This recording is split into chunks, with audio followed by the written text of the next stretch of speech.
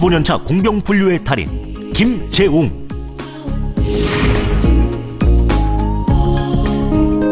젊어서 온갖 직업을 전전하다 인쇄소 사업을 시작했던 그는 사업 실패 후 빚더미에 앉았습니다. 와이프하고 2달 된 신생아를 데리고 노숙 아닌 노숙을 하게 된 겁니다. 장애를 입으신 연세 드신 분께서 도로 청소를 하고 계셨는데 멀쩡하게 생긴 놈이 이거 아니다, 이건 내 정신 차려야 되겠다. 청소부 일을 하며 독하게 마음을 다잡은 그 후 슈퍼마켓을 운영하며 공병을 수거하기 시작했습니다. 하루에 거반 2시간, 3시간 자면서 일을 했는데 그걸 모아서 제가 팔다 보니까 티클모아 태산이라고 수입이 되더라고요. 그래서 본격적으로 공병업을 하게 됐습니다. 그만의 성실함을 바탕으로 공병 수거를 한 지 15년. 그는 하루 50톤의 공병을 취급하는 성공한 사장님이 되었습니다. 남들은 좀 천한 직업이다 하는데 제 입장에서는 자부심을 굉장히 많이 느끼고 있습니다. 내일 눈을 뜨고 나오면 할 수 있다는 일, 그것 때문에 굉장히 저희는 행복합니다. 공병으로 인생의 행복을 찾은 김재웅 씨를 소개합니다.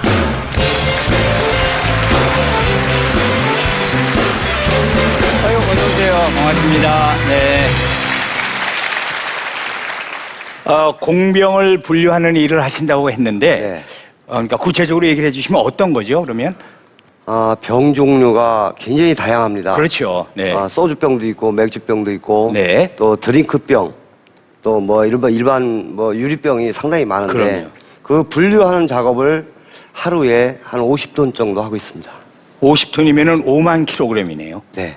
와, 어마어마하네요. 네. 근데 오늘 그 해주실 얘기가요, 10원의 가치거든요. 네. 그러면은 10원, 왜 하필이면 10원이라는 그 금액을 지금 이렇게 제목으로 넣으셨어요? 예. 네. 저희가 이제 재활용병하고 재사용병하고 분리를 하게 되면 네. 그 이제 종류마다 다르지만 어떤 거는 10원도 주는 데가 있고 13원도 주고 16원도 주고 그렇습니다. 네. 근데 거의 10원 남짓하게 돈을 받습니다. 평균 10원 네, 정도? 네. 네. 근데 그 돈은 제가 열심히 일해서 버는 돈입니다. 그렇죠. 그 10원이야말로. 그런데 네. 그 10원이 모여서 지금 연 매출이 몇 억씩 되시거든요. 그러니 그 10원 우리가 동전사실 떨어지면은 요새는 네, 이렇게 쳐다보고 허리 다칠까봐 죽지도 않더라고요. 네. 네. 그렇게 참 쓸모없는 것처럼 생각을 하는데 그 10원의 가치가 이렇게 대단합니다. 그러니까 오늘 해주실 얘기가 바로 그 10원의 소중한 가치에 네. 대해서 얘기를 해주시겠습니다. 네. 자, 박수를 청해서 얘기를 들어보겠습니다. 부탁합니다.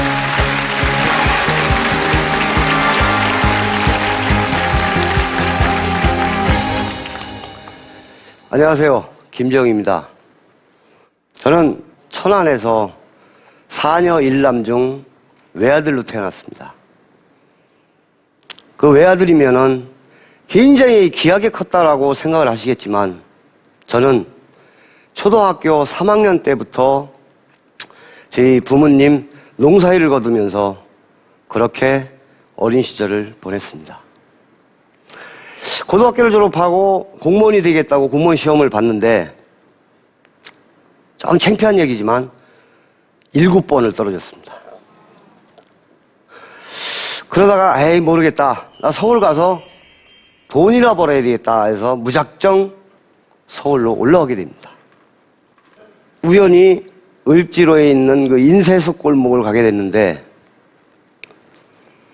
그 인쇄소 골목에 그 인쇄소 안에 그 문 앞에 직원 구함이라는 그 표가 이렇게 붙어 있었어요. 그래서 어떻게 거기서 일을 하게 됐는데 그 일이 진짜 재밌었습니다. 신기하고 열심히 했습니다. 그런 결과 다른 직원들보다 일을 굉장히 빨리 배우게 됐어요. 근데 그러던 어느 날 그 인쇄소 사장님이 야, 너 혹시 인쇄소 한번 경영을 해볼 생각이 없겠냐? 그래서 저는 젊은 나이 23살 때 인쇄소 사장이 됐습니다. 근데 처음에는 진짜 잘 됐어요. 한 3, 4개월은 서울에 있는 돌이 다 내 돈같이 보였어요. 잘 벌리더라고요. 근데 거기서 제가 욕심을 내기 시작을 했습니다. 2명을 데리고 하는데 얼마 벌어주는 거예요. 그러면 4명을 데려가면 더 벌어주겠다. 근데 그건 제 욕심이었습니다. 그렇게 해서 어느덧 12명의 직원을 채용을 하게 됐어요. 근데 어느 날부터 이게 일거리가 자꾸 줄어드는 거예요. 일거리가 줄어들고 또 인쇄해서 납품을 하면 인쇄 돈 결제 못 받고, 그래서 할 수 없이 시골에 평생 지으신 부모님 논이며 밭이며 속까지 팔아가면서 그렇게 했는데 결국 2년여 만에 남는 건 빚뿐이었습니다. 근데 그리고 그때 당시 우리 첫딸이 있었는데 겨우 이제 막 아장아장 걸어다닐 때예요. 겨우 막 발작 뛸 때인데 집에를 들어가자니 집에는 빚쟁이들이 와 있고 또 여관 여인숙을 가자니 돈이 없고 그래서 결국은 저와 저 아내와 저희 아이를 들고 신문지 4장에 의지한 채 결국 노숙 아닌 노숙 생활을 하게 됐습니다.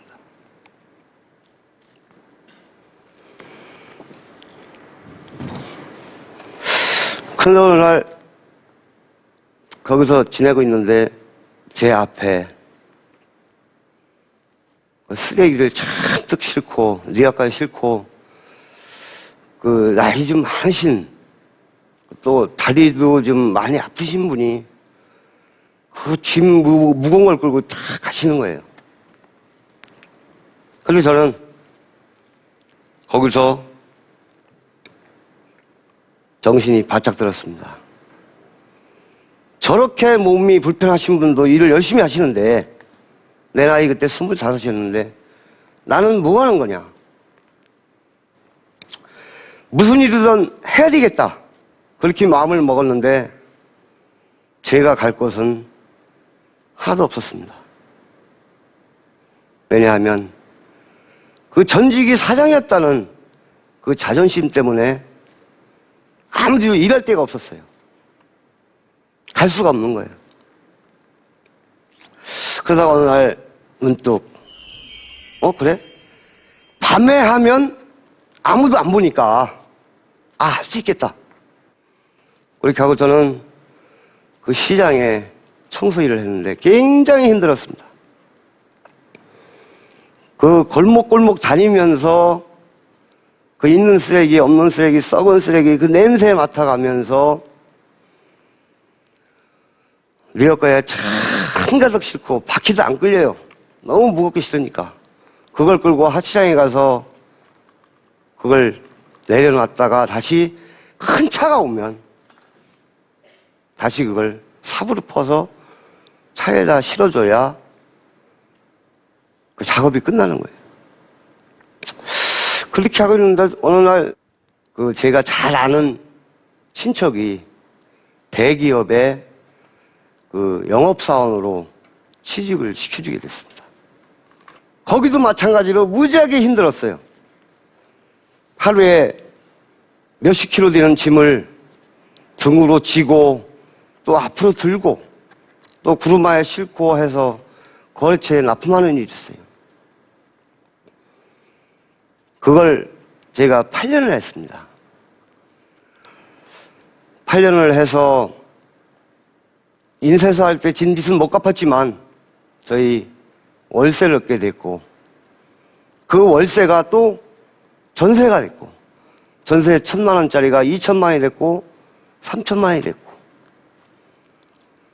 그래서 어느 정도 이제 제 위치를 찾기 시작을 했는데 회사를 갔다가 집에 오는데 그때 제가 전세 살던 집의 집주인이 1층에서 슈퍼를 하고 있었어요.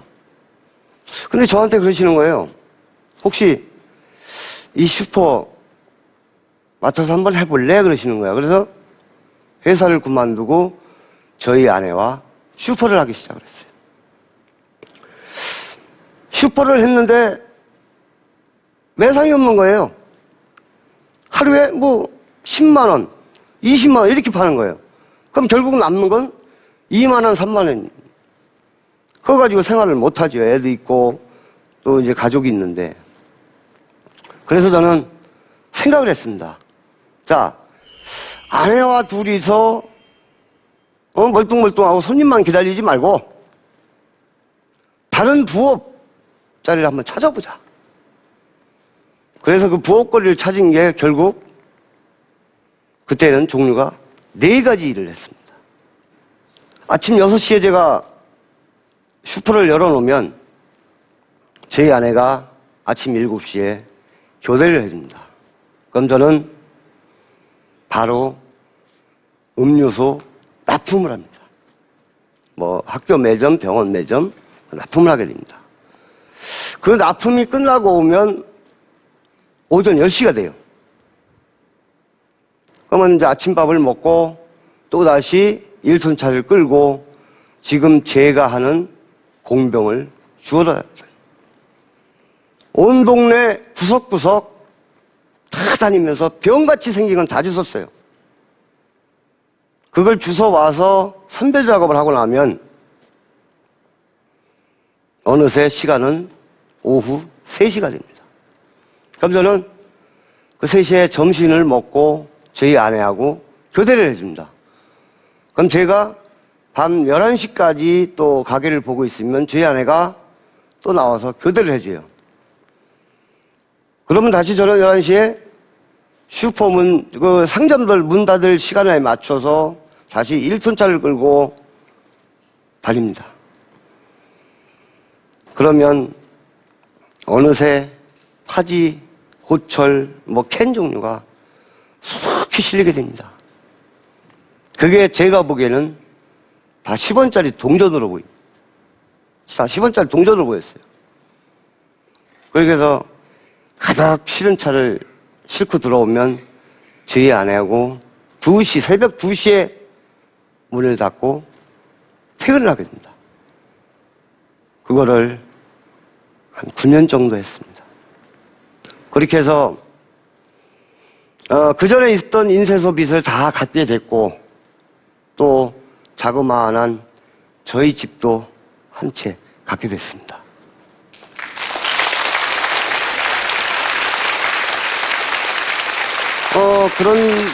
그런데 또 한 번의 시련이 또 다가왔습니다. 저희 집 슈퍼 앞에 갑자기 저희 가게보다 3배, 4배 큰 대형마트가 들어오게 됐습니다. 제가 뭐 육체적으로 힘든 것은 얼마든지 할 수 있었습니다. 막바지까지 간 사람인데 어떤 일인들 못하겠습니까? 그런데 딱 제가 할 수 없었던 게 있었습니다. 그건 스트레스였습니다. 정신적인 스트레스. 저희 집에는 손님이 없는 거예요. 근데 그 상황을 저는 견딜 수가 없었어요. 그래서 저는 아내한테 얘기를 했습니다. 차라리 우리 이럴 바에야 이 공병을 하자.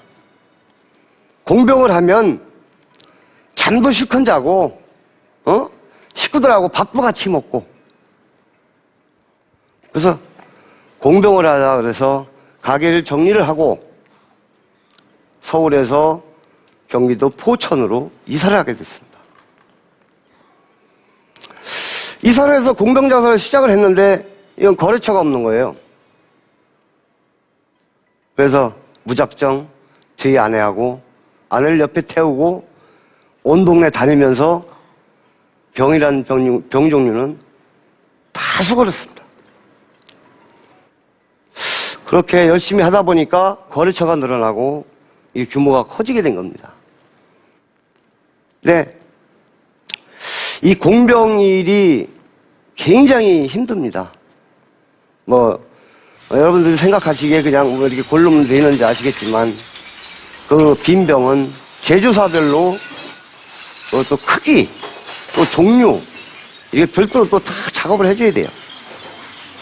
그리고 재활용하는 병은 그 조각조각까지 색깔별로 다 분류를 해줍니다.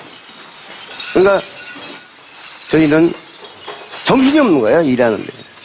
그냥 밥 먹으면 밥 일하고, 어두워지면 끝나고. 그래서 지금도 저희 아내와 저는 그 선별 작업장 안에서 열심히 일을 하고 있습니다.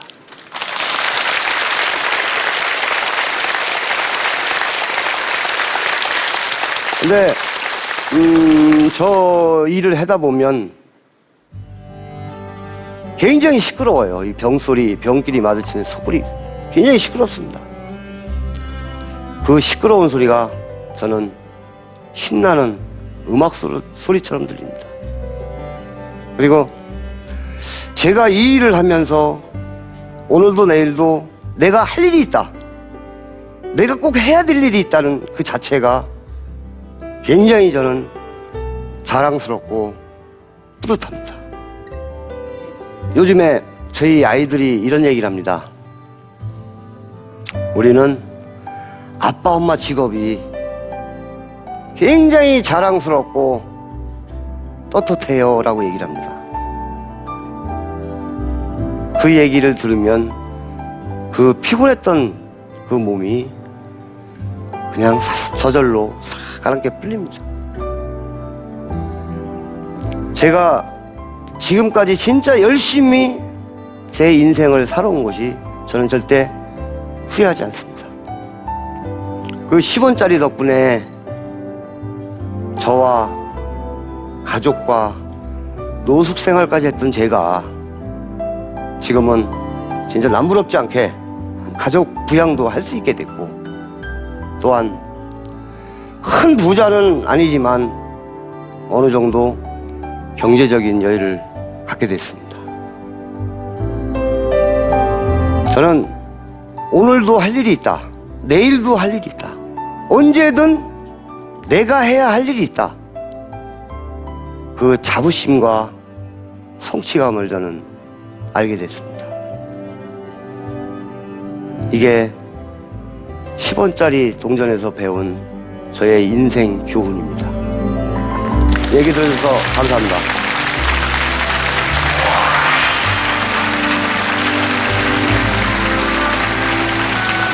말씀 잘 들었습니다. 네, 근데 하루에 그 공병 50톤씩을 처리하려면 네. 아들, 따님이 도와주셔도 네 분이 하시기에 너무 벅차지 않아요? 혹시 조금 더 일손이 필요하신 거 아니에요?